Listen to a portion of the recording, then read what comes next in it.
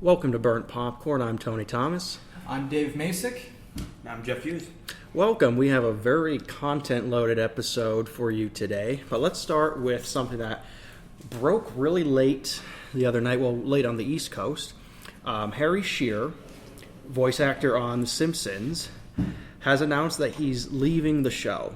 He tweeted, quote, "This is because I wanted what we've always had, the freedom to do other work.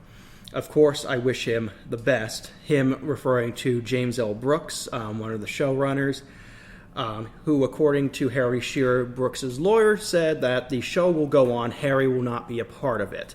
Now, I'm a big Simpsons fan, and let's just clear something up. Matt Groening is not the showrunner on The Simpsons, correct? Correct. I believe Al Jean and James L. Brooks have much more creative control than Matt Groening. And even going back, a lot of people will say the late Sam Simon was a much bigger creative force in The Simpsons than Groening was. Simon created a lot of memorable characters. Mm-hmm. So this is a show where, yes, Groening created the Simpsons family, had a lot of final say. Core. Right, but it's been clear that some of these producers, Al Jean, the late Sam Simon, James Brooks, they've been very influential on the show over the years. Now, Shearer best-known voices are Mr. Burns, Ned Flanders. The list, Waylon, by the way, is like a mile long. Yeah, it's very long. Waylon Smithers, Kent Brockman, Lenny. Not Lenny. Well, Simpsons fans are going to chuckle at that one. I know. Rainier Wolfcastle. The list goes on and on and on. Yeah. So the show was recently renewed for 2 more seasons.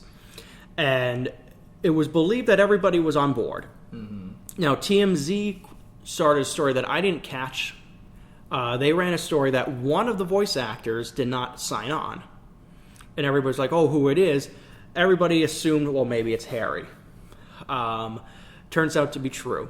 Now, Al Jean says that all the voice actors were offered the same deal, which included the ability to do outside work, which many of them have. Hank Azaria has done numerous films. Equal pay?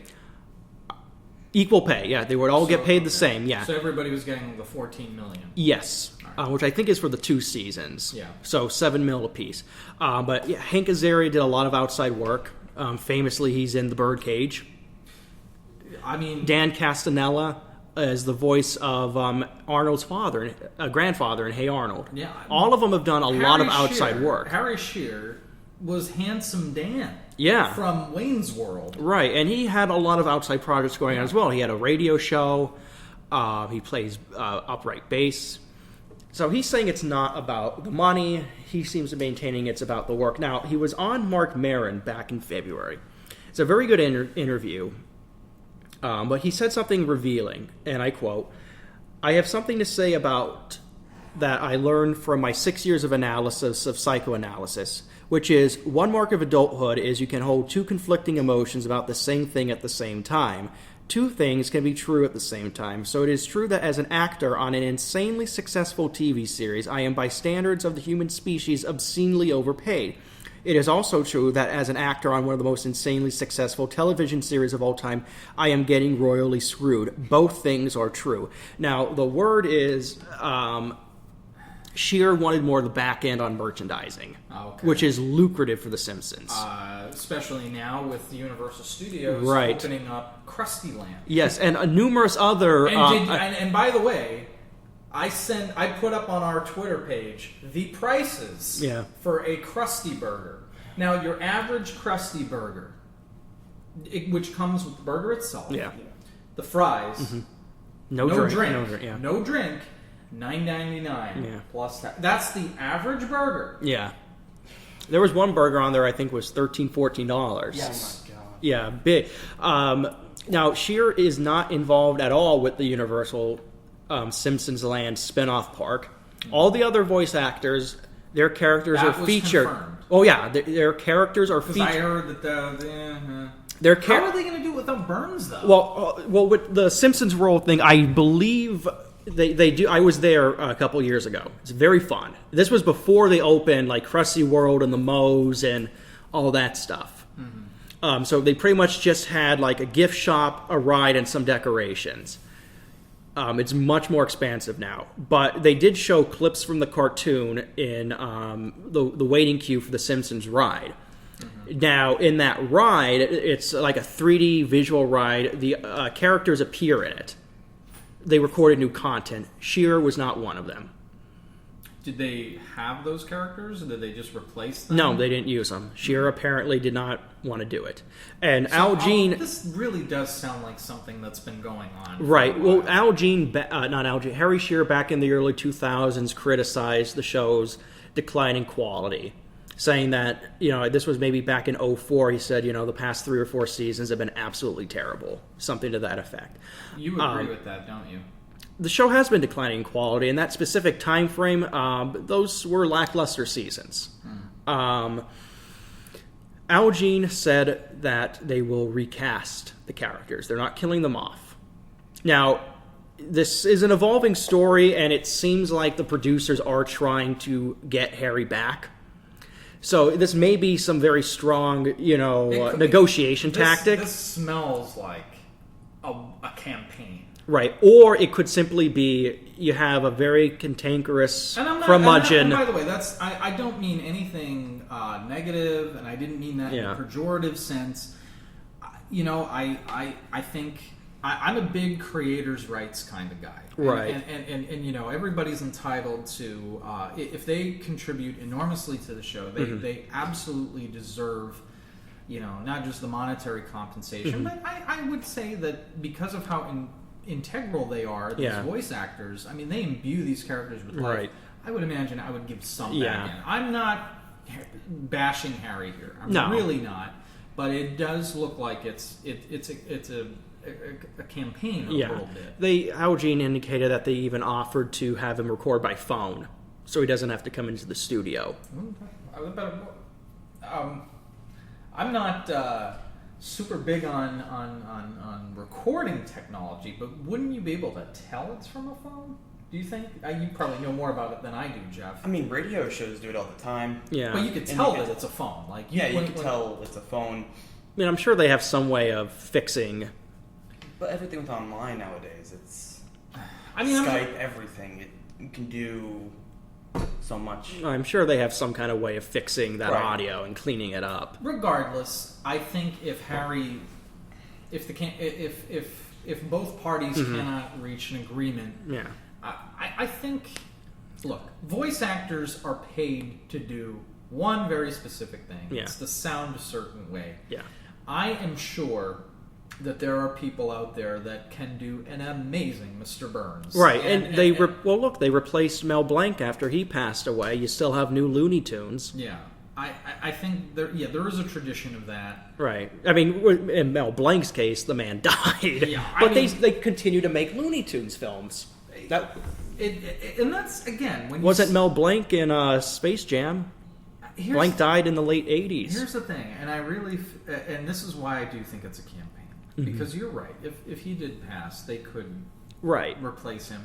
But if he walks out and it's perceived that he's walking out under bad terms, fans of this show might view it with some hostility. The new guy coming in, that kind of thing. Yeah, I could definitely see that. Which also begs the question, how much longer is the show going to go on? I, for years, have been saying it would be nice if they ended at a nice even number like 30. Yeah, which would be 4 more seasons. They have 2 approved. So I think that would be fine. You have seasons 26 and 27 and 28 under the books, under contract. Ended at 30. I think that would be fine. I think here's what's going to happen, and then this. But then the thing is, there's money. It's obviously still pulling in. It's pulling in about $5 to $6 million an episode, which is still good in this. I mean, TV ratings are so different now because people don't watch through television anymore. Well, I think it's really hard to say. I mean, I feel like it is nearing its end without a doubt. Without a doubt, yeah. Without a doubt, it can only go so much longer. Right. I would say a nice even number, but I think that there's now 2 possibilities. If this works out, if people accept the new guy, I'm going to say 30. Yeah. If they don't, right, it might end after 28 might be its last. Right. That's certainly possible, and it's also possible that they just feature those characters less with the new voice actor. It'd be hard Mr. with Burns, being like the grand villain of right? But like you said, if somebody could do a good Burns, maybe. But it's gonna be bittersweet when it ends. It's yeah, maybe they'll book you. It's my favorite television show of all time. Mm-hmm. It's the greatest sitcom of all time, in my opinion. Easily, it's the greatest animated sitcom. By far. You can't even make a compelling argument. And I've seen people like, "Oh, the Futurama's better." Fuck you. Futurama's not better. Well, the big debate, of course, comes in with Family Guy. Right? No. All right? Now, wait a minute. We're of two. We have all right. We're all millennials here. Right. All right. But some of us are the first half millennials, yes, meaning 1983 to 1994, 95. One of us here is, of course, the second half millennial. We were pretty much grown. I grew up on The Simpsons before I got to Family Guy. Family Guy for me started 99, 2000. Right. Same with me. I caught it late night on. And then, of course, I don't even think I saw it in its original. I saw. Maybe I did. Original. No, I did. I saw a few episodes on the original run, but most of them I saw. Yes, Adult Swim late at night when it came in reruns. Right. So my question to you, Jeff, being the younger millennial half, Simpsons or Family Guy, and be honest. Well, I'm gonna be honest with you. I have only seen The Simpsons a couple times. This is right. I knew this was coming. Go ahead, Jeff. Okay. Family Guy I've seen more. But I've grown onto not liking it at all because Family Guy. Yeah, because it becomes very repetitive. Yeah, very fast. Especially the newer seasons. Exactly. It went downhill. I forgot what season it was. Yeah. They killed off Brian. That was in the past season. Was that all right? They brought him back. Brian. They brought him back. Okay, but when they killed Brian, do you think that was like the proverbial jumping the shark for Family Guy? Yes. Meaning the event that brought about the decline in quality after No. No? But I think it was before that, but I think this is, a moment of definitely the creative quality is no longer there. So for you, Jeff, you're more close to Family Guy. Yeah, when I was growing up. Yeah.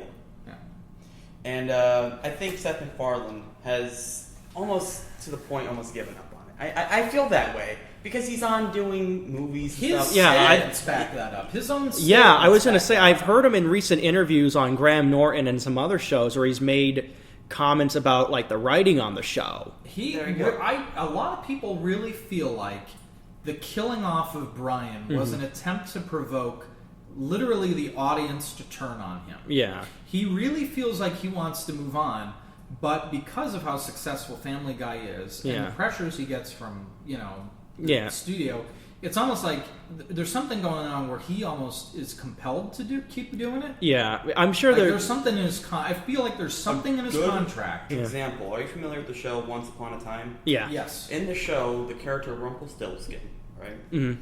The grand villain of the show. Right, the last season he was. Yeah. And there was a season with Peter Pan. At the end of the season, he died, all right? Mm-hmm. Everyone hated on him, all right? Mm-hmm.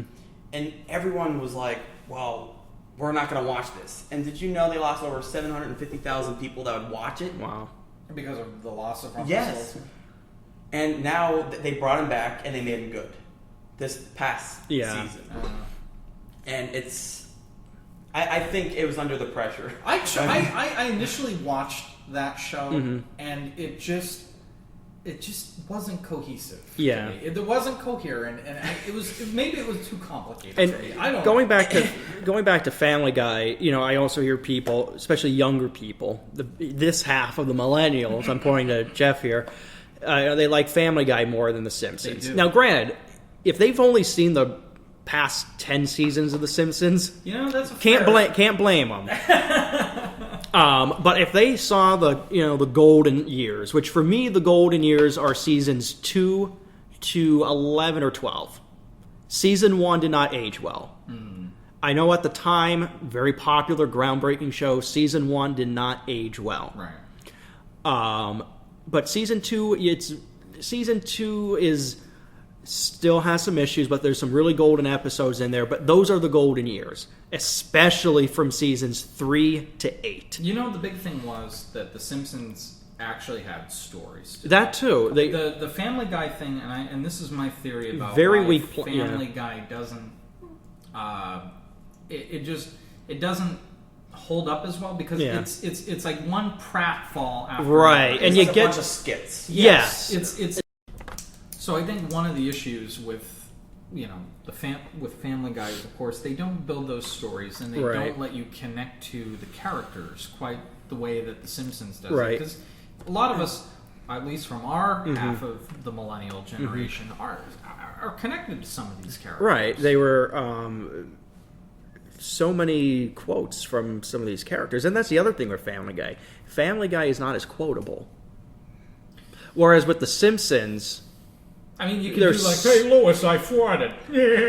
Yeah, but the dialogue in The Simpsons, some of that has crossed into the lexicon. Yeah, dough is in the dictionary. Yes, it is. The Simpsons had such more cultural influence than Family Guy ever will. But yeah, I mean, fuck these people that think Family Guy's better. That's what I'm going to say. So basically, Jeff, what we are saying to you is fuck your half of the millennial generation. Well, I'm going to be honest with you. I hate my generation. I hate today. One of the biggest problems that I have and why people choose not to talk to me is because of I do not like the generation that I was born into. Now, is one of the other reasons why they don't talk to you is because you like to play with toys? This is a segue into our next topic. Oh, a very clever one. Yes. There's been an announcement of the street date for the Star Wars 7 merchandise. It is September 4th or 7th. I don't remember. One of those two. One of those two, I believe. They released box art featuring Kylo Ren very prominently. And this is when we're going to get like your new toys, I believe, your sets, probably your Legos, the whole shebang, everything. One of the books releases, the first book in this bridge. This is what I really like, by the way. Keep going. Right, there's they're doing with the books this like bridge series that are going to bridge the events from the end of Jedi to the Force Awakens. And I love that idea. And the first, I think it's like maybe a dozen novels, a dozen to 18. It's a big chunk of literature. The number 12 is sticking. Yeah, it's definitely over 10, but a lot of books are committed to tell this gap, this 40-year gap. And I really like that. And the first book comes out in early September, Star Wars Aftermath, and it's going to tell like the immediate story. I believe it's going to be from the perspective of the Imperials.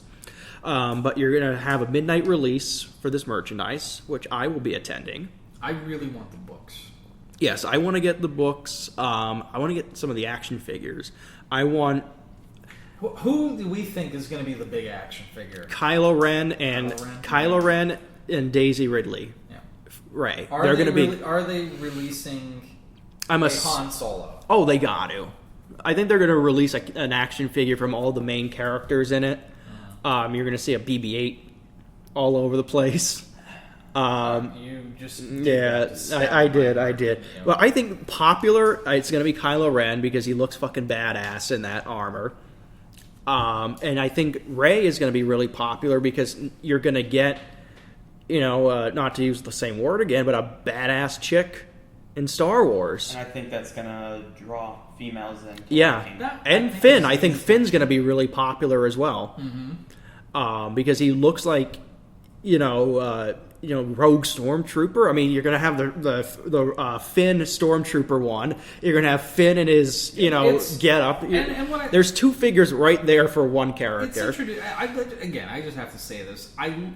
That to me remains one of the great promises of this new series, that they are going to try and explore a level of complexity even within the ranks of the stormtroopers. Right. That's all I wanted to say. Yeah, and it's nice. And, I'm Jeff probably is excited for Battlefront, which I am. Yep. They made some interesting changes to that. No squads, no iron siding, which is interesting. No space battles. I'm more upset about no space battles. I'll tell you what. I'm telling you. Unless right it's going to be DLC. It's made by EA. If you don't know who EA is, Electronic Arts. Yeah. Probably Okay. the biggest There's going American to video there's game going to be company. like at least 6 to 8 packs of deals. I would rather the company Infinity Ward to take it over instead of Yeah. EA. I'd rather it to be more like a Call of Duty game Yeah. than to play as a Battlefield game. They say it's going to be nothing Yeah. like that. But the way they're making it sound like Yeah. is, well, they already said there's no space battles. Right, which a lot of fans are disappointed about. Yeah. Really? Yeah. feel- You wouldn't want to fight a fucking TIE fighter? Well, you can fly a TIE fighter on the planet side. But it's space. Spice! Spies. Everyone wanted land to space battles. A lot of people that played Star Wars Tim Battlefront Curry 2. made an appearance here on Burnt Popcorn, people. Just pointing that out. Look, here's the thing. What I was excited most about, even the teaser and these trailers, was we didn't really see a lot of space. And I think there's something really cool about X. No, there is, definitely. Oh, yeah. Some of my favorite... Which you didn't get a lot in the classic trilogy. And by the way, if anybody played Rogue Squadron for Nintendo Yeah. 64, Yeah. my Great. favorite levels all were planet side. Yeah. All were planet I believe the side. majority Most of those. them were planet yeah. side. That was the Star Wars that I really wanted to see, and I think from what I'm seeing in these teasers and because there hasn't been a real trailer, I misspoke. Yeah. Is that we are seeing planet-side battles, and I Right. like that. I just really like Yeah, it that. does seem like a lot of the adventure is going to be planet side, which is cool. You know, the merchandise release is going to be fucking huge. Oh yeah. Oh, yeah. Without a doubt. Oh yeah, and I think we know a little bit about the initial release of action figures. What do we hope to see as far as Star Wars merch goes? I'm thinking I'll start us off. You know what I would like to see? I would like to see a new maybe Star Wars RPG set. Yeah. Maybe a new You're Star talking Wars tabletop. tabletop. Yeah. A new maybe Star Wars Risk. Yes, that would be cool. Yeah. Obviously, you know what? I'm kind of still holding out for this, but I really would like to see maybe Disney maybe say, you know what? Let's release that game that Lucasfilm was working on right before everything hit the fan. Star Wars 1313. Yes. Star Wars, I believe 13, 1313, yeah. but I think they were calling it Underworld. The name was Star Wars 1313. Were Star Wars Underworld and Star Wars 1313 Yeah. are they the same thing? Or is there Yeah, a- you're thinking of the same thing because I Okay. think Underworld may have been a working title. Yeah, I Because You're talking about the bounty hunter game Yes, on Coruscant. yes, That, yes. then yes. CD Underworld. there was of supposed course. to be another game Yeah. before they signed over to Disney where you play as a Sith Lord. It's almost like The Force Unleashed, but you play as a Sith Lord and Yeah. you can actually decapitate people's Wow. heads off and like see their side of the story. You know what I Right. mean? Which hopefully, with the games being sent out to different developers, we're Right. going to get some of these games that we're missing. So I want to wait, see. Lucas Games is done, right? Yes, they That's closed. done. Yep. Sadly, LucasArts closed. Great studio. Created some excellent games in the 90s and early 2000s.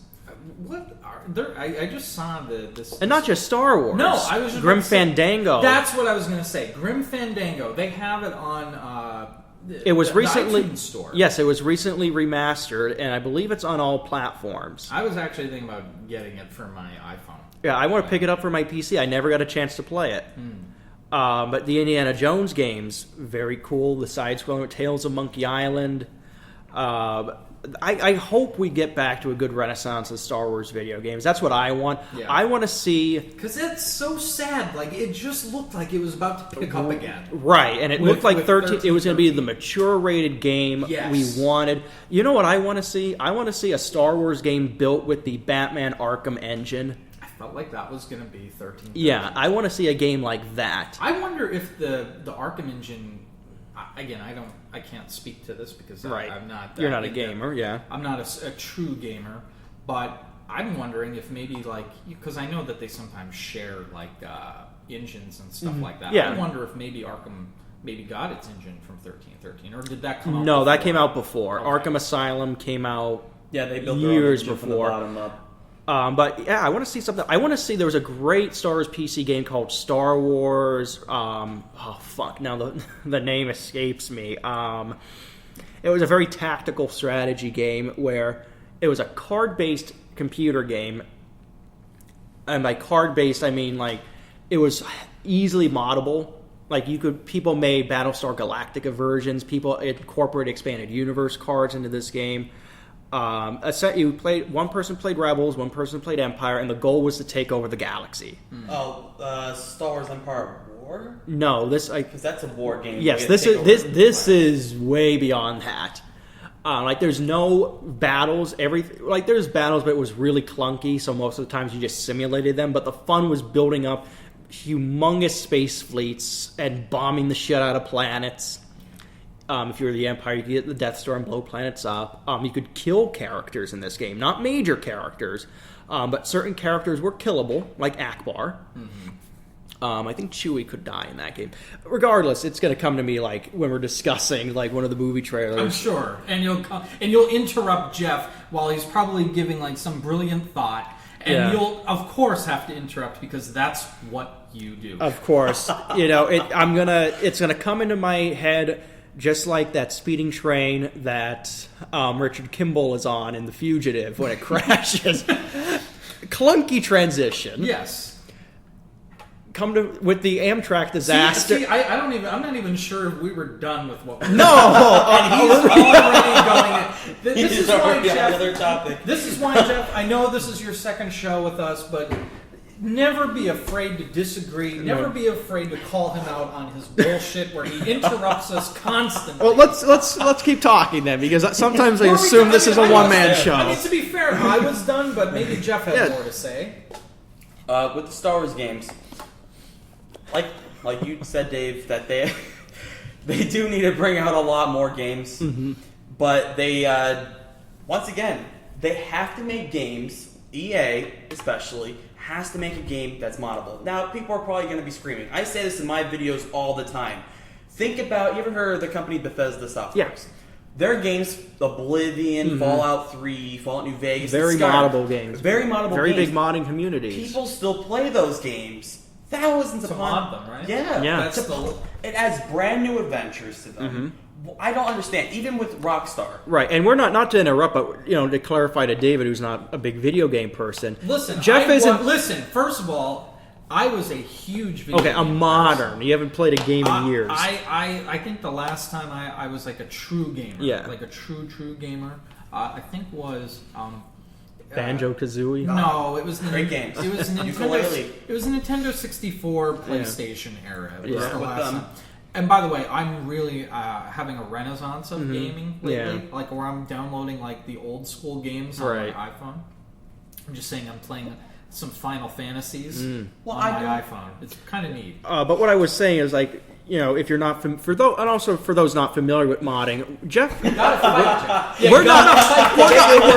I just want to say we're not just talking about adding new quests to the existing campaign and storyline and world of these games. Some of these mods essentially create entirely new games. I think that's neat, but I think at the same time Lucasfilm had more of the Apple approach where they wanted a closed system. Yeah. Maybe this will change in the new era, but again, Disney's it's kind of a corporate shtick, and they may still remain with the Apple thing. Kathleen Kennedy and J.J. Abrams, when they were at Star Wars Celebration, they both said how much they love the user-generated content of Star Wars. Yes. From everything from the short films, Lego, everything.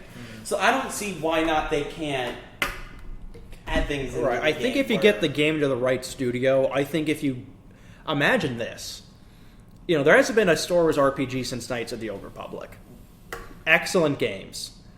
Imagine if Disney leases to Bethesda, make us a new Star Wars RPG. They could pull it off. Do they own those old games?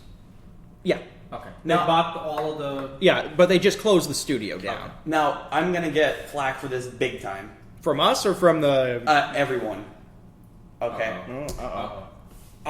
Because I'm going to fight along with David's side of older retro games. A newer generation of gaming, the story feels flat. It feels like it's already been done. All right? Like, back then, everyone was all excited to sit around a television and just play Banjo-Kazooie, Star Wars games, etc., etc. All right? Nowadays, it's like, oh, look at this. I got a sniper rifle. Look at me shoot 360 degrees, and I shot you in the face. Oh, look at that. It's so great. It has died down.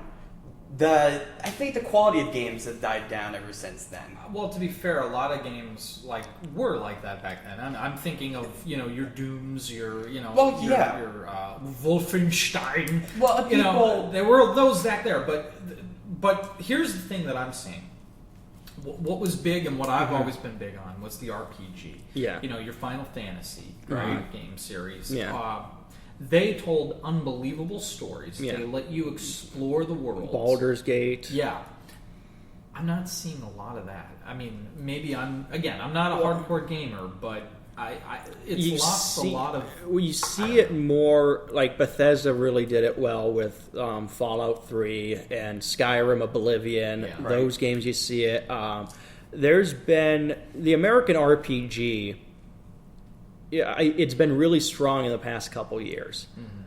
Mm-hmm. The problem is, I think some of them really want to be like the next Baldur's Gate, and that's it. Or they want to be like the next Final Fantasy, and that's it. Yeah. They're not so much concerned with creating worlds or using existing properties. I mean, world building is hard. I get it. But I'm just saying that's what I like. Yeah. I mean, Fallout 3 is a sequel to two isometric CRPGs, and it's considered easily one of the greatest games of the 2000s. Because if you really think about it, a lot of games come down to you could tell what kind of like, and I think this still remains like from when I play games to the current.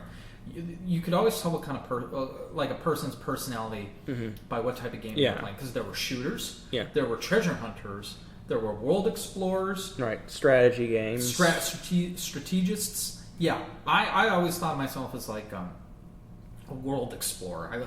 I loved exploring a world and the story. Like Legend of Zelda. That sort of became a mix. That's world exploring, yes, but it's also treasure hunting. I liked those too, by the way. But they were great games, and one thing that really does piss me off a lot is people like to shit on Nintendo all the time, saying they're repetitive, this and that. When I got my Wii U, you wouldn't believe how many comments I got on Facebook and on YouTube saying, "Why the hell did you buy the Wii U? Buy an Xbox One, PlayStation 4. I already have a PC, which is compatible to play as many games as I want. A Wii U, you can't get Mario, you can't get Legend of Zelda on a PC. Not unless if you find like an emulator or something." Yeah. I really do think people think that Nintendo is stuck back in the past. Well, I don't think there's... They know what works. Right. I think Nintendo, it's still trying to find its soul right now. And I think it's coming to the realization that it's probably not going to be able to compete on the level with your Xbox One or your PlayStation 2. Or PlayStation, whatever it's at now, 4? Mm-hmm. Okay. Sorry, I'm old.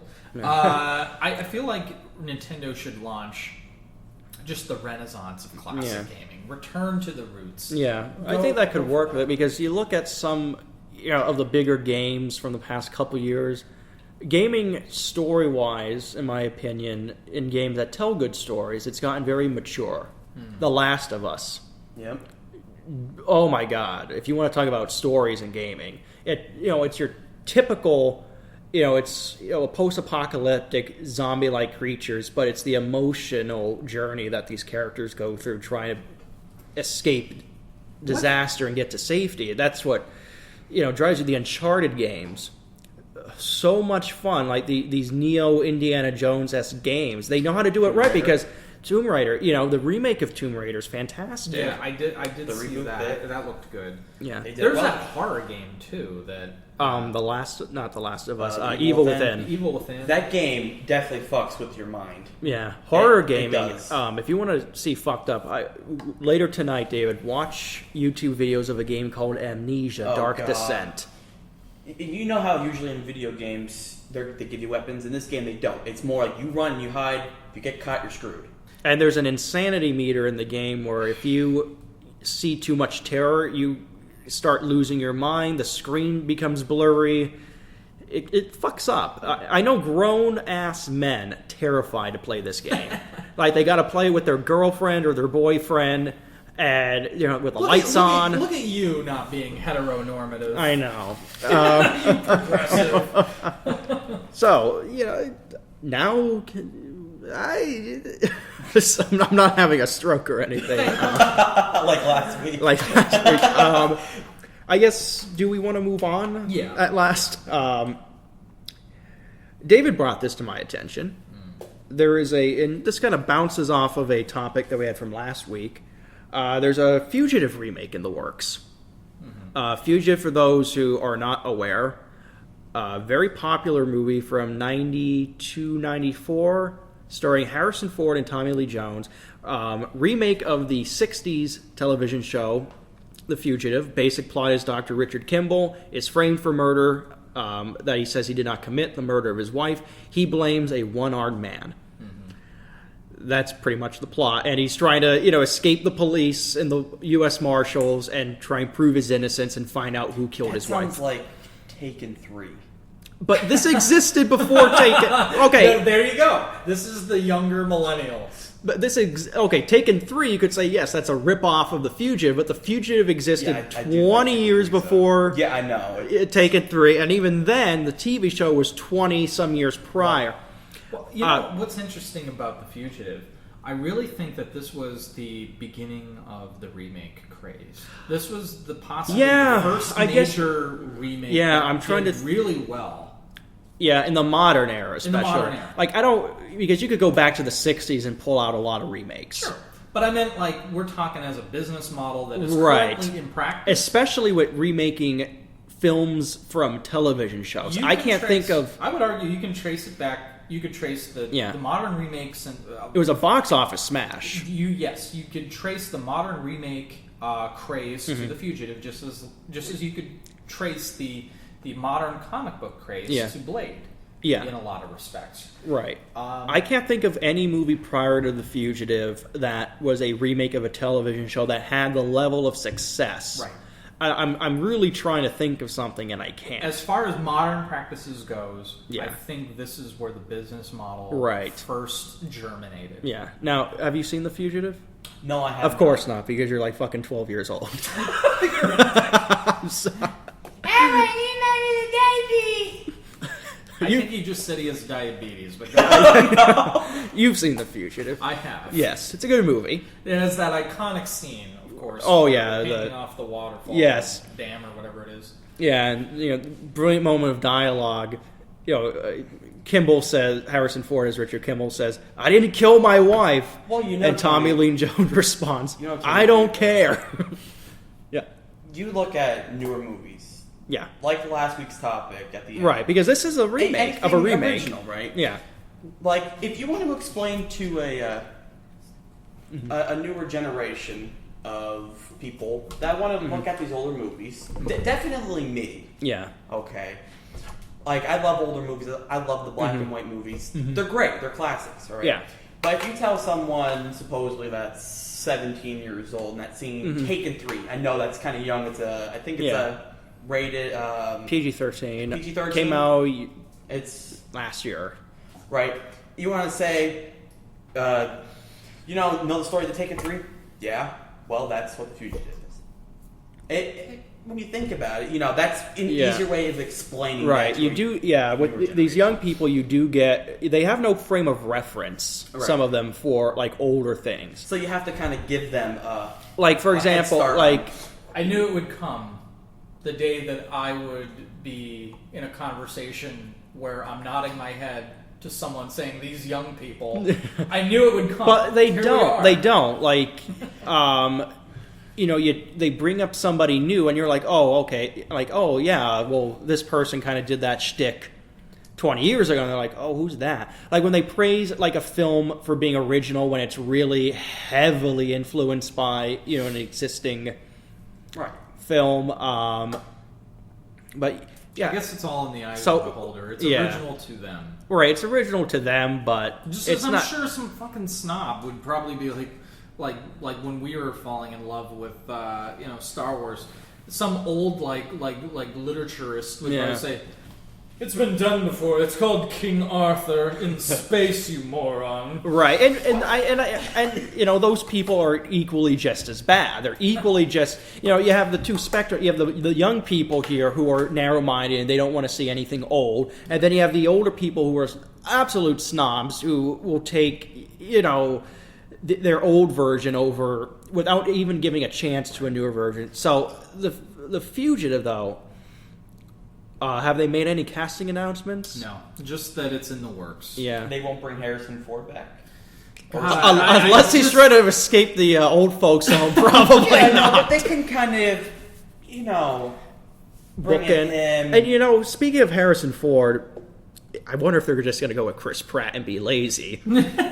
He's kind of the stand-in younger Harrison but Ford. Somebody brought up an interesting point for the Indiana Jones movie, which they said is going to happen. Yeah. What if you do get Harrison Ford in it, but he is he's telling the story like you're doing it in a flashback, like they did with an old episode of the Young Indiana Jones Adventures, where the story starts off with this old Ford telling old Indiana Jones, like telling a story. Or what they did with the Lone Ranger movie. Yeah, because the kid went in the museum and talked to Tonto. And there you get Harrison. Like the best part of that movie. Yeah, the only good part, really.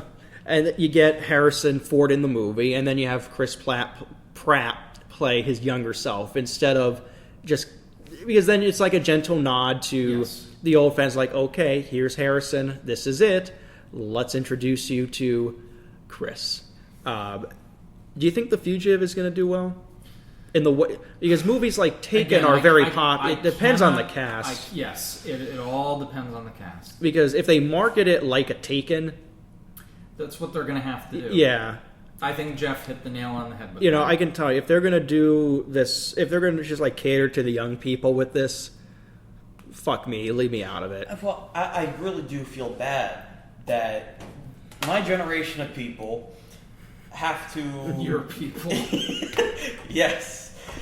Like your generation, my generation. We're the same generation. It's just that you're the second different. half. Yeah. Yeah, I know, but of it. They have to make films to accommodate both. Right. Even with the new Star Wars, when you think about it, they have to kind of push the old cast off to the side, maybe keep a little bit of them, and let the new guys come in. So, in keeping with the whole remake thing, we're gonna start our trailer section off today. You want to get to Captain America, and we'll do that later? We'll do that. Okay, let's get to the trailers because this makes a little more sense to transition into it. Okay, we're in keeping with the remake theme. We're talking about Fantastic Four. Yeah, this is the second remake. Technically, well, the third, because there's that Roger Corman Fantastic Four movie that was never released. Which is why I don't count it, but point taken. It still exists. It exists. So, a lot has been made of the new Fantastic Four. Yes. Even before the trailer. Yes. This is the second go-around. Yeah. And let me just preface it with this. I am terrified of what could be a big possibility for comic book films. Yeah. The reason why I used to be a pretty big comic book guy, but I fell out of love with comic books with all of the retconning and a lot of... Well, it happens every 10, 20 years. I know, but it's so hard anymore. It when is. They say, okay, they give you a story, and you fall in love with the characters, and you follow that story, and then all of a sudden they retcon it, and they say, oh, everything that happened didn't count. Here's the new one. Yeah. Well, they've done it like every single...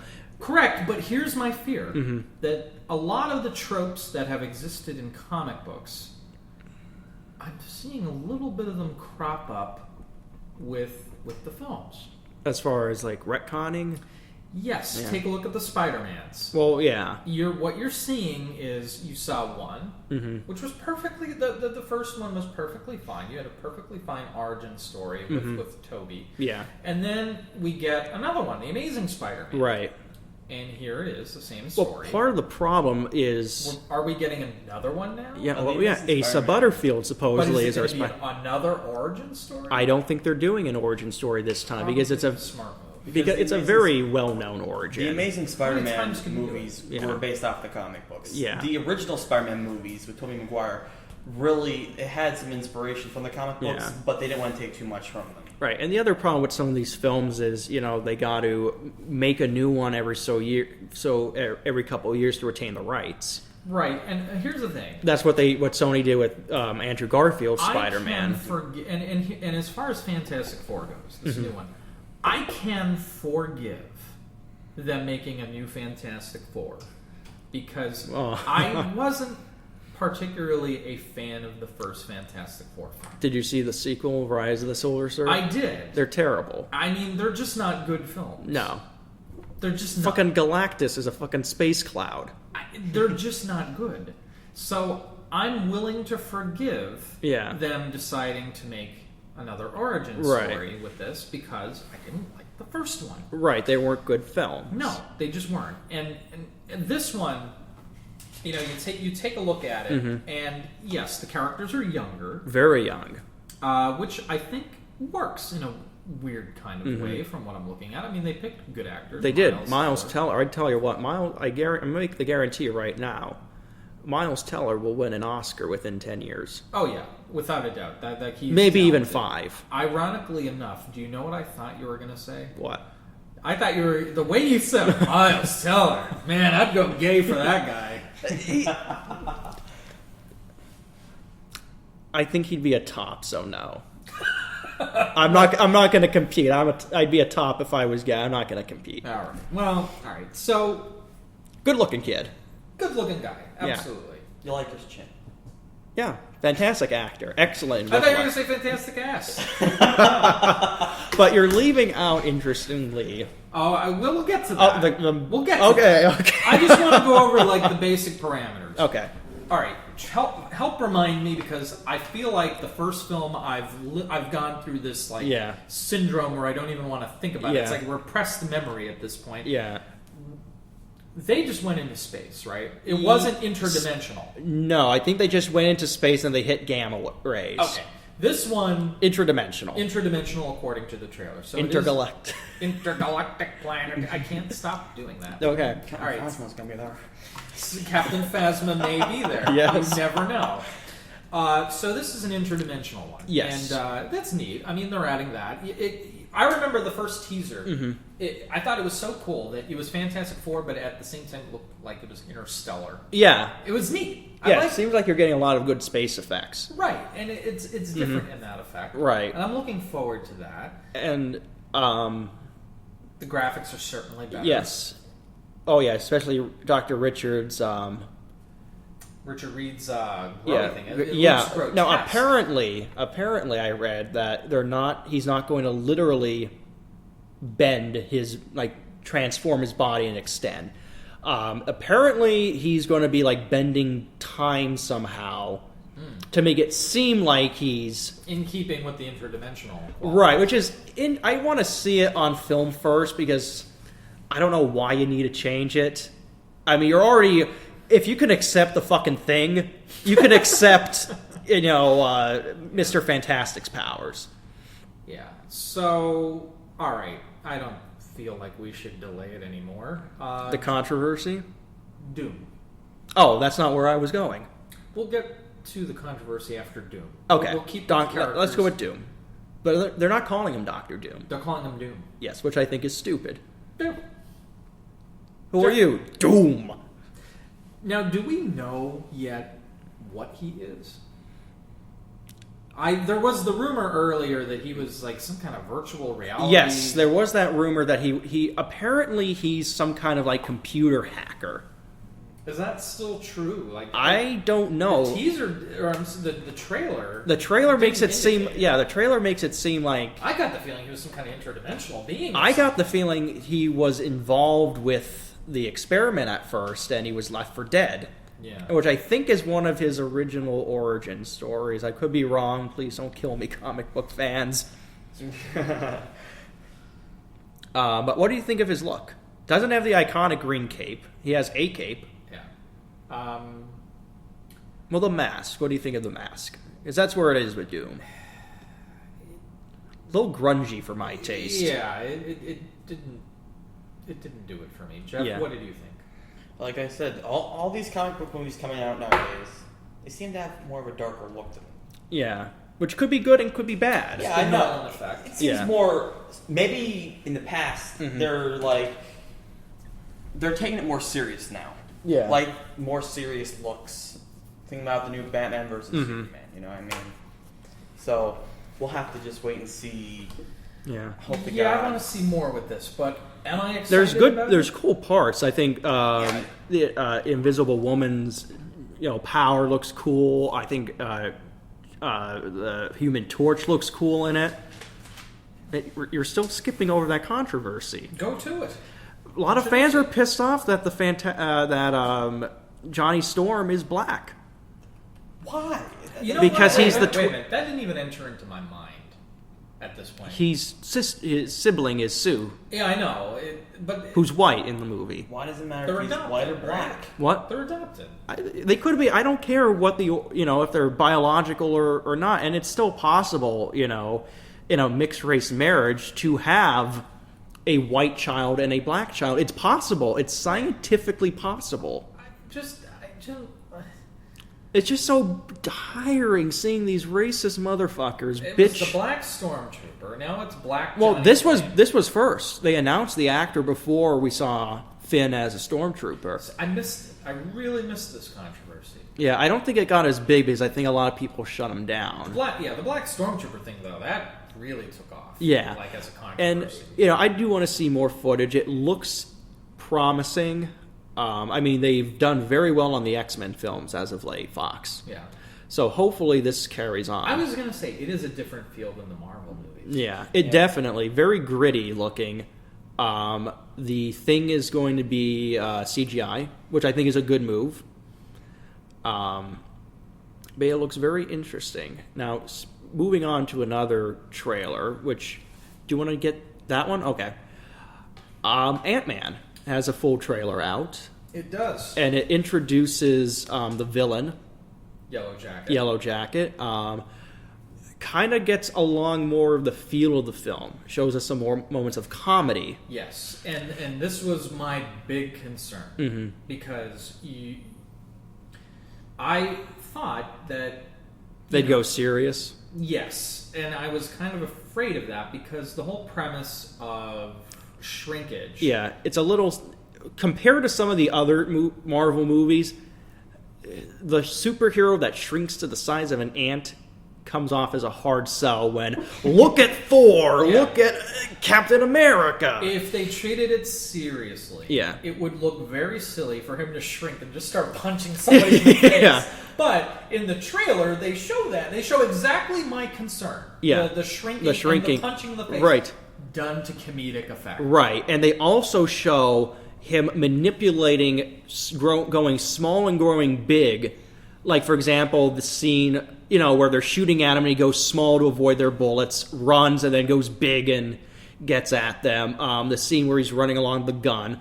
And My favorite part of the whole Is trailer. the train? Thomas the Train. Yes. Coming after them. coming You after see them, that? yeah. The Thomas the Train. The shot of the train coming towards them is looks like the hilarious. I love the way they did this, and this is truly. And Yeah. when I found out, by the way, that the director of this film is Adam McKay, Yeah. who's the director of Anchorman as Yeah. well, I knew immediately that this is our first Judd Apatow Marvel movie, Yeah. and this is exactly what they should be doing.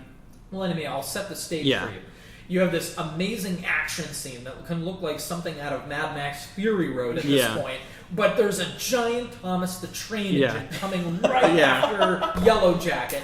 And Yellow Jacket looks like he's in a bad spot and just death and destruction. We pan out. And it just falls... Simple, quiet little scene of like a little like toy train derailing. And it just falls over, and it's hilarious.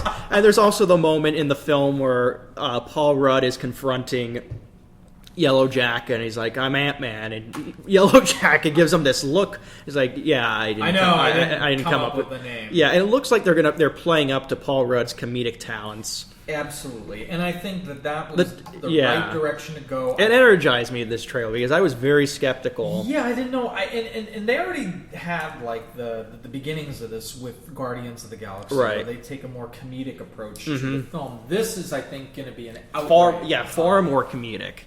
Like I said, this is probably our first Judd Apatow kind of Marvel. Yeah, like I think you're going to have a lot of moments of comedy in this. Yeah. More so than Guardians. Right. Because it's a silly premise. Yeah. It's a silly premise. Yeah, like a lot of superheroes are silly. Yes.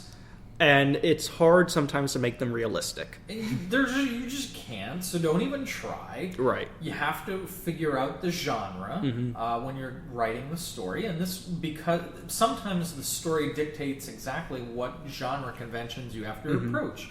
And in today's age, it's pretty clear that you cannot have somebody shrink and fight people without it being silly. Yeah. It's Honey, I Shrunk the Kids. Right. Marvel style. But it looks good. Yes.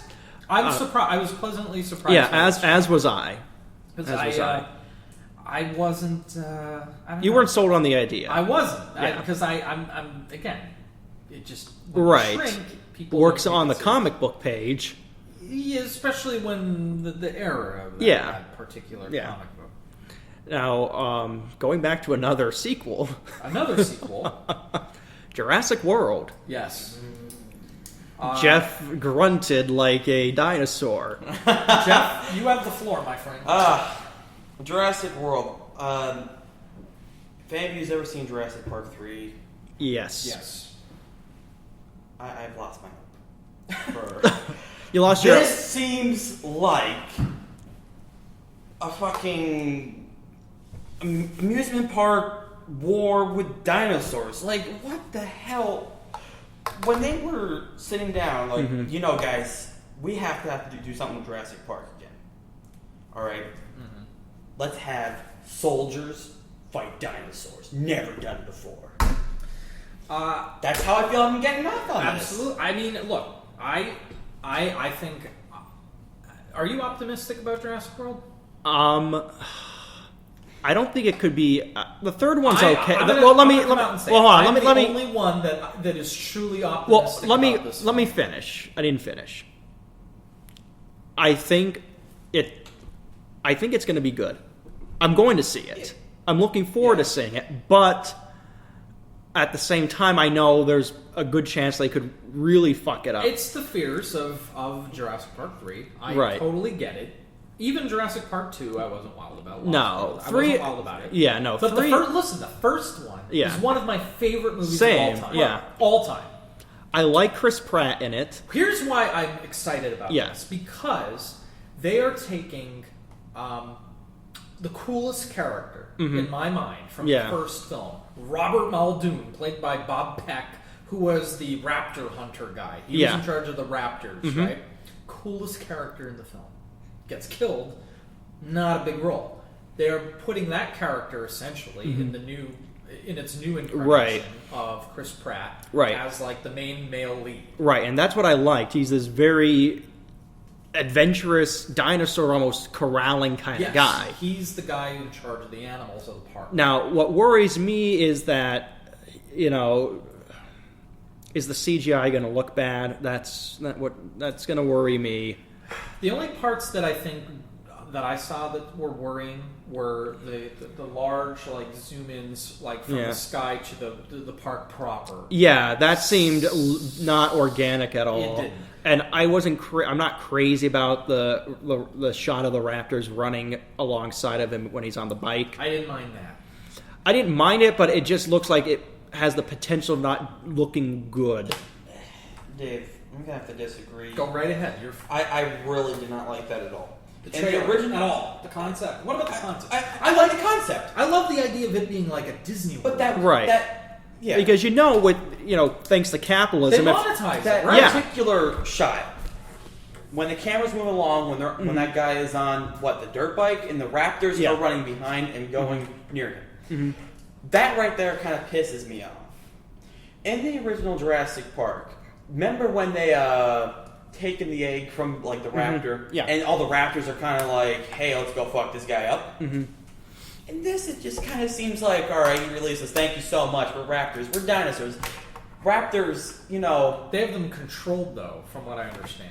Yeah, Now, can I run by you the rumored original concept of the movie? Because we know the big dinosaur is this genetically modified dinosaur, which I think it's a cool idea, and I think it goes along with... It is a natural transition. We were just talking about how if you're... I think what they're doing is they are acknowledging the first Jurassic Park. Yeah. They are not acknowledging 2 or 3 to right. my mind. Right. So what they are doing... Because the original park, it was still a park, not on the grand scale in this film. So what are you going to do? If the first park ended in disaster like it did, in order to encourage people to invest in the park, you need to make it childlike. You need to make it into the Disney World. You need to feed sharks to giant animals. SeaWorld. It's SeaWorld meets Disney World meets Jurassic Park. If you're in this pitch meeting and they're like, okay, we want to rebuild and reopen Jurassic Park, and the other guy, the investor's like, I don't know. It's everything that the blood-sucking lawyer character wanted this park to be in the first. Right, and they're like, well, I don't know. There was that big disaster there a couple years ago. A Tyrannosaurus got loose. What if we feed sharks to dinosaurs? I'm in. I mean, come on. You might as well have Guy Fieri come out and introduce it on a fucking motorcycle and shoots flames. Like that. Right. It's totally in line with what would happen. Apparently, the original and the dinosaur animal hybrid that goes along with some of the science that Michael Crichton speculated in a lot of his books. The Velociraptor, even in the first one, they said had a remarkable intelligence that a lot of people couldn't understand. If let's say the dinosaurs didn't go extinct, if an animal were to evolve to a higher intelligence back then, it would have been the Velociraptor. Now, the original concept was not genetically modified dinosaurs. Oh no, this original concept was insane. Human dinosaur hybrids. All right, now David Icke would go insane through that concept. So they might have hybrids. Yes, they would have taken human DNA, dinosaur DNA, mixed it together. I'm fucking done. That's not what they're doing. Okay, that was the original. It seems more and more this movie that, not to go back to the video game topic or anything. You ever hear of the game Turok? Yes. It's all about this dinosaur hunter, and then they made it until almost seems like this. Like the dinosaurs have their own personalities and everything. I mean, they're animals. I like the idea of humans hunting dinosaurs. Why wouldn't you hunt a dinosaur? Might as well slap the fucking it is the natural time sticker on there. But here's the thing. Dinosaurs. But here's the thing. The dinosaur, the big bad dinosaur in question, has, I guess, it evolved a certain higher intelligence where it doesn't. It was setting traps in this trailer. We saw that. This is believable because at a certain point you realize that this animal isn't killing for sustenance. It's killing because it likes to kill. It's killing for sport. Yeah. That's really neat to me. And before we move on to the Joss Whedon controversy, I just want to say this: if you were to take a look at the original Jurassic Park, brilliant film. Yeah. If you were to make a sequel, they should have done it just like how they made the sequel to Aliens. Right. This has a lot of that feel. It does, because it looks like an alien. It's bigger, and there's more shit coming at you. Right, and that's Alien is an excellent. Yes. Essentially, it's a haunted house film. Correct. What do they do with Aliens? Action horror. Action horror. Guns, explosions, shitload of aliens. Right. And I feel like that is the direction. If they were to have a template. And bigger aliens. Yes! The Queen is huge. Queen. Right. That seems to me where I'm coming from. Let's now have you address so there was a bit of controversy. Joss Whedon pointed out how that a scene from one of the trailers, or it might have been a clip actually, he said it was like a throwback to 70s sexism, where you have Chris Pratt and the female scientist. I don't know if we know her name yet. She's like freaking out and whatnot. Essentially what he's saying is, oh, here you have the man, he's the calm, cool, collected, everything is under control guy, and you have the woman who's being the shrill bitch who, can't think, she's irrational, emotional, and he felt it was sexist. Throwback to old school sexism. It's here's the thing. And Joss Whedon, it's ironic. When did he make that statement? Well before his controversy. Well before people came after him on Twitter for the perceived sexism of female characters in Age of Ultron. I haven't seen Age of Ultron. Nor have I. So, but do you know what it is exactly? With these people, who the fuck knows? All right. So here's the thing. I don't really take a lot of credibility to some of these, feminist Twitter attackers just because they go off over the smallest little thing. I think it's hard. It really is. Yeah. And here's my thing. It all depends on how you look at that scene. Yeah. I looked at that scene, and what I saw was, and maybe I'm not understanding the full context of the scene, but shouldn't somebody be worried about the situation? Isn't she being the intelligent one? Yeah. Isn't she kind of like the Jeff Goldblum character in the first one, who was the only one who was worrying about that situation to begin with? It just seemed he was the intelligent guy because he turned out to be right. Yeah, if they had listened to Jeff Goldblum in the first one, the movie would have been about half an hour long. Right. You wouldn't have had a movie. Right. So, honestly, I thought her character she was going to be the corporate overlord who had the moral ability of a cobra.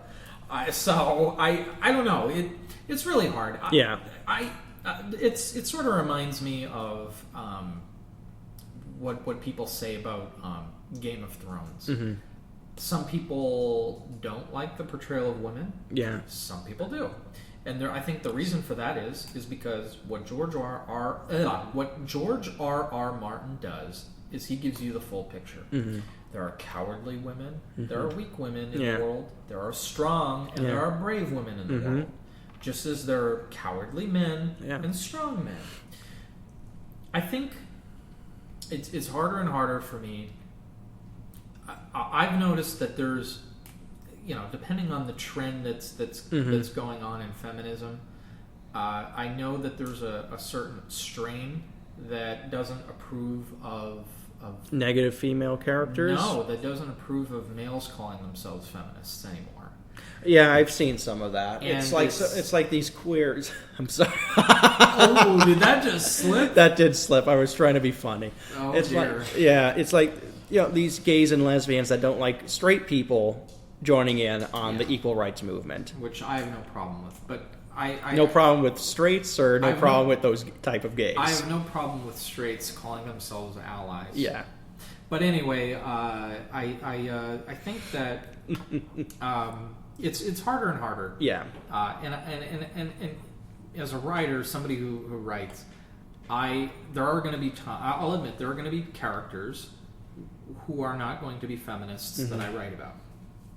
And I understand that you can't always have it that way. Yeah. You can't always have strong female characters because not all women are necessarily strong. Just as all men aren't necessarily strong. Right. You got plenty of shitbag men. Yes. Now... And I think that it's ironic what's happening that Joss Whedon made the comment, and now he's the target of perceived comment. Right. And and I love Joss, by the way. This is not me bashing Joss. I love him Buffy too. the Vampire Slayer. I grew up on Buffy. Yeah. Right. So I think it's now going to be harder to criticize. Yeah. I'm not going to particularly criticize all that much anymore about it. Because it's just I don't know. Yeah. Speaking of feminism and women. Do you want to move on to Supergirl? We still have Tomorrowland. Okay, we could fit that. Oh yeah, let's get to tomorrow. Are we saving Supergirl for the end? We have Tomorrowland. Okay. And we have Independence. Okay, and then are we going to do Supergirl, or are we just going to save... We're going to do Supergirl, and then we'll do Civil War, and we'll call it a day. All right. Tomorrowland. Tomorrowland. Jeff is really excited about Tomorrowland. Yeah. As am I. Yes, I am too. This is because like original. Conspiracy. It does. It does seem like a whole bunch of different... seems like a big utopia, if you ask me. Mm-hmm. It seems like there's a little bit of conspiracies behind there, you know. You know what I got from it? It kind of was like a positive version of Atlas Shrugged. Yeah. Where in Atlas Shrugged, the concept, of course, is all the great people, all the great minds go on strike. Mm-hmm. This seems to be the positive version, where all the great minds come together and create this utopia-like setting, only for there to be probably something going awry with it. It seems like there's it's a seemingly utopian setting, but there's an underlying dystopia occurring, which is probably where our heroine is going to come in and save them. Because at Disney, they have the Tomorrowland Park in their theme parks, or we were getting that, and this is very clear that it's really influenced by Epcot. Yes. And Walt Disney's... My favorite parts of the park, by the way. Yeah, mine too. And the world part, where you could drink in Mexico and eat at Japan. And Walt Disney's future vision, this utopia. Yes. Now the question is, if Tomorrowland is going to share his vision of a world with no Jews, that'll remain to be seen. I think that is alleged. Alleged anti-Semitism. Just like alleged racism, even though he hired one of the most prominent animators there was black, who defends Walt Disney to this day. But it looks. This movie, I wish came out when I was a child. Well, I guess I'll phrase it that way because you probably couldn't have pulled this movie off in the 90s. I wish I was 12 years old so I could go and watch this movie, because this looks like a movie of wonder that every child should see. I want this. I really This would have blown... It's going to blow my mind, I think, as an adult, but I think I would have... I think my face would have melted as a child. I am tired of being told that there is only a dystopia waiting for us. Because it is a self-fulfilling prophecy. Right. I want to believe in the possibility of utopian visions. Of course, not all utopias come to pass, but it is the utopian impulse that helps make the world a better place. Improvements have been made by utopian thinkers in world society. Right. I mean, what kind of world would we be living in? All right, let's go back in time to the people who were working the fields and tell them, hey, in about 100 years, we're going to have these big, giant, metal, horse-looking things that feeds on dinosaur poop, and they're going to, do all the work practically for you. The person would look at you and be insane. Say, what kind of utopia are you living in? Yeah. The future looks nothing like the past. Right. And it takes a certain utopian impulse to imagine the future in a positive way. Right. Because who do you want planning in the future? Those who think it can get better, or those who just believe it's going to get worse? And why bother? Right. And by the way, if you don't think about the future, there's probably a good chance that you're not going to have one. Right. And I think we as a society have lost that idealism. I mean, the age of Star Trek has passed. I mean, when you had Gene Roddenberry creating a beautiful vision of the future, there are no beautiful visions of the future anymore. Right. There just aren't. And I think...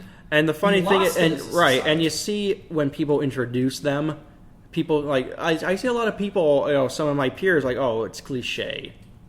Utopias are cliche, but everything's a fucking dystopia now. Dystopia is cliche at this point. There's a really funny joke on The Simpsons from last week's episode, or 2 weeks ago.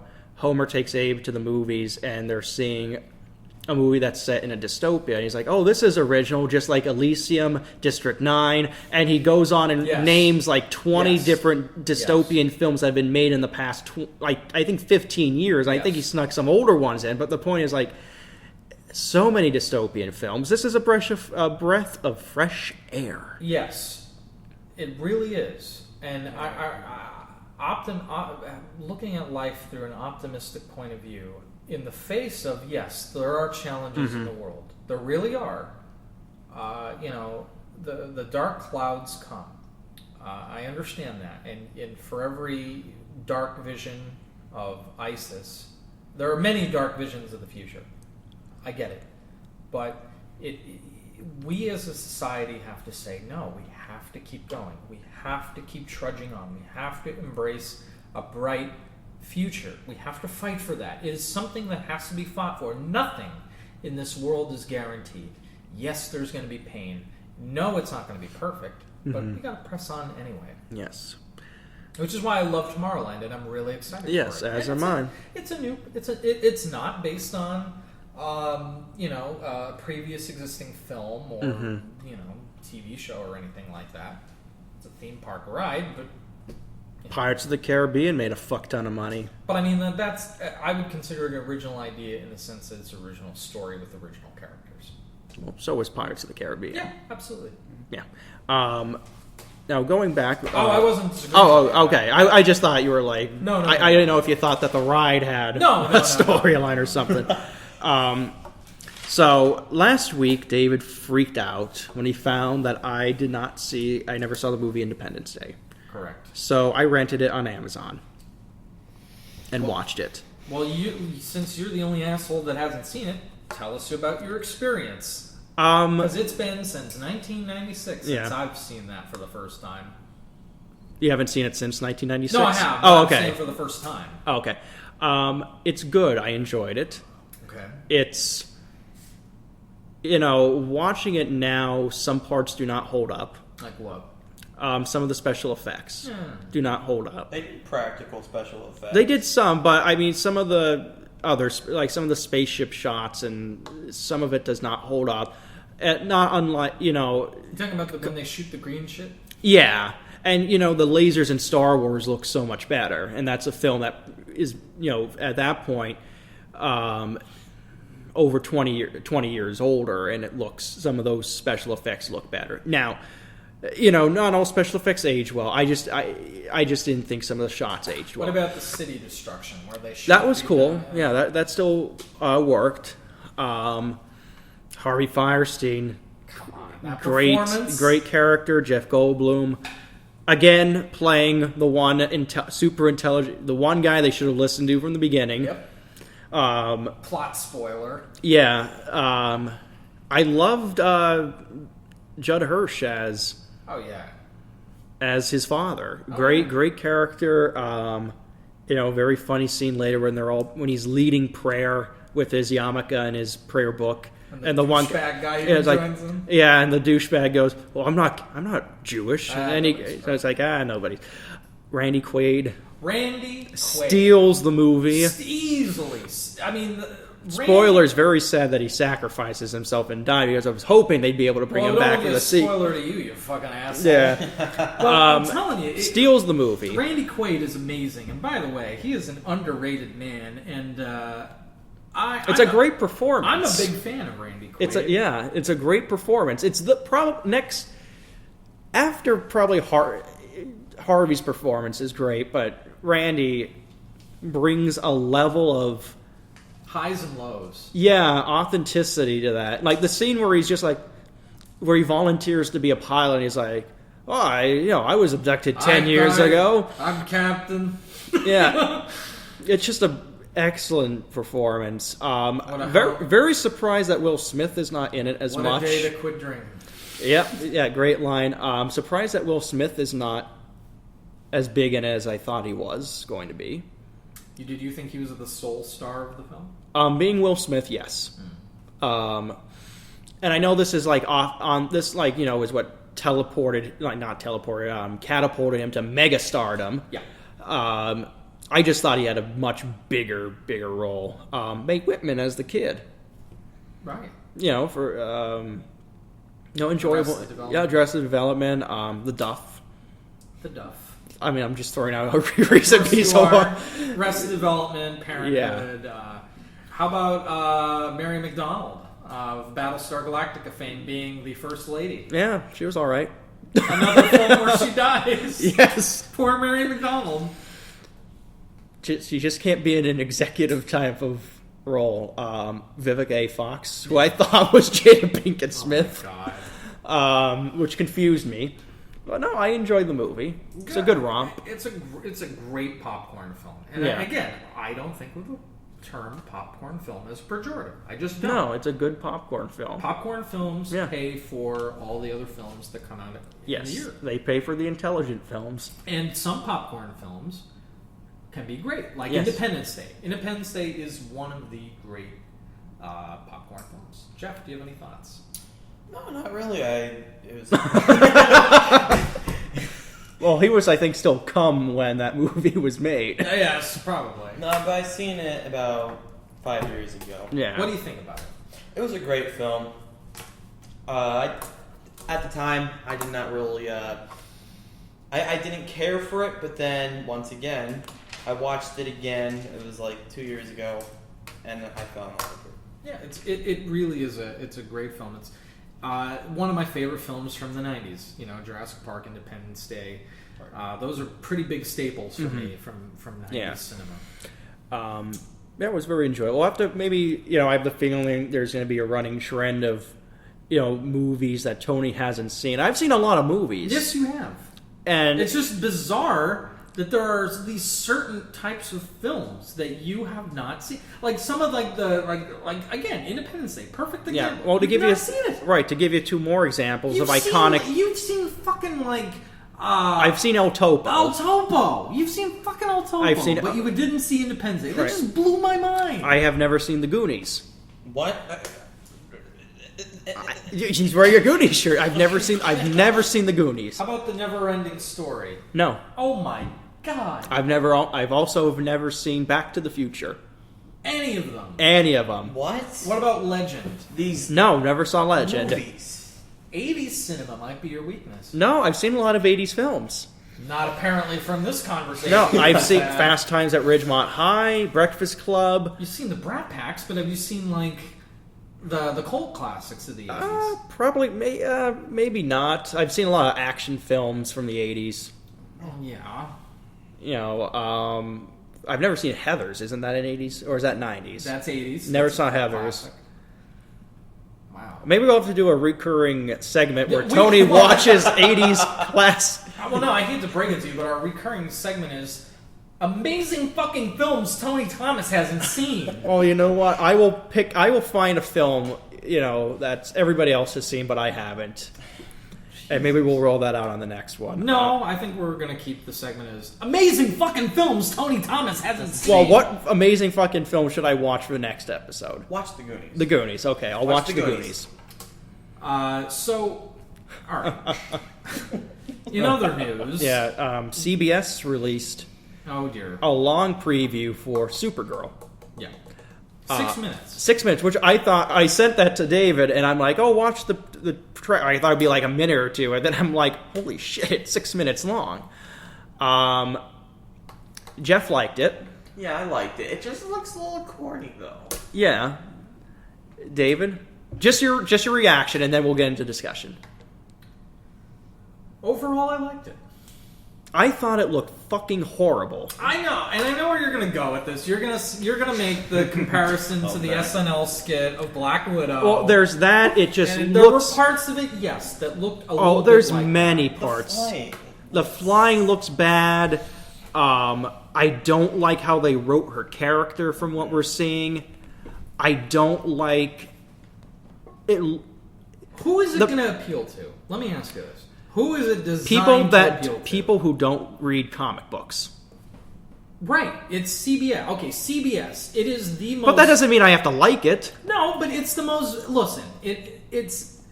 You have to take a look at who it's being designed for. I think it's a lot like.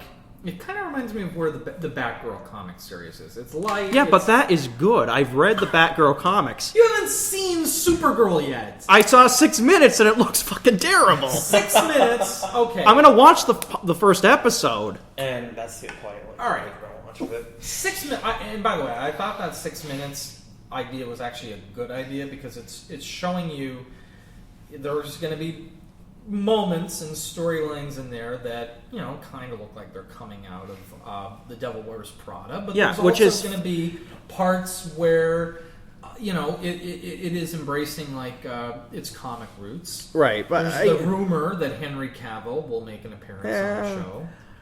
Yeah, it reminds me. David E. Kelly was going to do a Wonder Woman series a couple years ago. This has been the long-touted female iconic superhero series. And David never came to be. Right, because it was fucking terrible. Because it was very some of those details from that Wonder Woman thing, where she works, I think, at a fucking magazine in that one.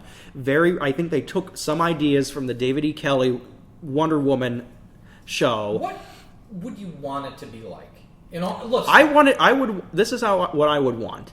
I would want it to be more like that Batgirl series that's running right now, where it's still serious, but it's still fun and engaging. This just looks like it's an extension. It looks like it's a fucking dream sequence from Glee. Jesus. I think you can do. My hope is that it's going to be like the Batgirl series. Right. My hope is. It just looks like it's going to be this like powder puff. The music alone was bad, and the very corny rom-com kind of music in there. I don't think this is being designed for a male audience. I think you can. But I think you could do it in a way that's not patronizing to attract female viewers or gay viewers. I think it might reverse. You said it might attract female, but granted, you're gonna get guys spanking it. You're gonna maybe it might be a whole bunch of guys watching it. I really hope you get fucking hate mail for that. Think about the Bronies. How My Little Pony. That's designed to be a girl show, but guys decide to watch it. More guys than girls watch it. This is why I hate young people. Bronies. Well, I'm not going to judge. It is what it is. I'm not going to judge bronies. I will. Bronies are just as bad as juggalos. No, they are not. I love men that get into their sensitive side. I'm sensitive too. Maybe you're a fucking juggalo. I just think that I'm sensitive. Look, I think that you have to realize that this is a CBS show. All right, CBS is the highest rated show. It has the widest audience appeal. It's kind of the basic bitch channel, right? Well, because the only other people that watch CBS are people in their 60s watching all the procedurals. You're not going to get. I just don't look. Supergirl. If you look at just even the concept, it's so hard to do fucking Superman today. You have to look at the genre conventions. They can't go too serious. I'm not saying go too serious. I'm just saying don't do it as you can't go too goofy. Serious with Superman anymore. You can't give unless you give him a dark edge, kind of where you make him into a kind of dick bad guy. You can't. Batman versus Superman. Just because Zack Snyder sucks. I mean, look, I don't know how anybody could do a Superman today, or even it's just one of those things. It's getting really hard to do. Yeah, because it's been, like I said, it's just been done so many times already. No. And I don't think our culture is there anymore. And if you take a look at the directions that a lot of these things are going in, the big theme, of course, that in a lot of these superhero films are the problem of power. These people having too much power. This is one of those things, and that, by the way, is also the theme to Civil War. Right, and big Civil War news. The big.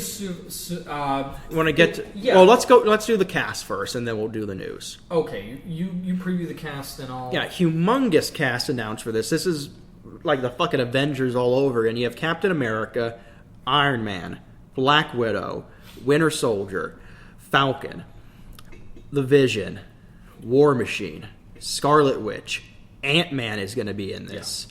Yeah. Crossbones.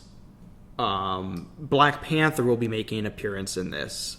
Daniel Bruhl was cast as Baron Helmut Zemo, and Martin Freeman was announced as a cast member. Whose identity hasn't been disclosed. No, there's speculation he's playing that diplomat character, because they're basing that off of, Black Panther's here, he's the leader of Wakanda, and this diplomat character has a lot to do with that, but humongous cast. So, the big news Yes. was, and this scene was filmed Mm-hmm. 4 days ago. Right. May 12th. It was a funeral scene. Yes, and for those familiar with the Civil War storyline, spoilers, Captain America is assassinated. Right. Coming out of the, I think it was like a courtroom. Yeah, I think so. Court scene. Like Yeah. he was on trial. Now, here's the thing. There's two versions, I believe. Mm-hmm. One is where Captain America dies, and some other big character, like big as in size-wise character, dies in there as well. In Civil War? Yeah. Yeah, I don't remember. So the theory is this. Mm-hmm. There are two prevailing theories. They're going to go the route that the comic books went, Mm-hmm. where they are going to kill Captain America.